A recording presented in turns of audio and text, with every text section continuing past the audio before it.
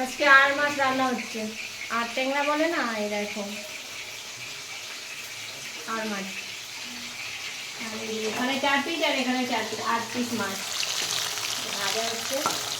4 piece আর এখানে 4 piece, 8 piece মাছ রান্না হবে।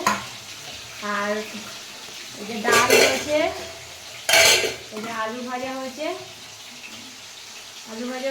ডাল। আর এই যে মটর সিদ্ধ করে রেখেছি, ঘুগনি বানাবো, এটা রাত্রের জন্য হবে, কিন্তু এখনই তৈরি করে রাখবো, কারণ এই রাত্রিবেলায় সময় হয় না, ওই জন্য ঘুগনিটা এখন বানিয়ে রাখবো, রাত্রে একটু গরম করে নেবো, আর রাত্রে কিছুটা করলে হয়ে যাবে। আর এখন তো এই মাছের ঝোল, ডাল হলো, আলু ভাজা হলো, মানে সময় নেই বলতে কি, যে পুজো এসে গেল, তো শপিং টপিং তো করতে হবে না।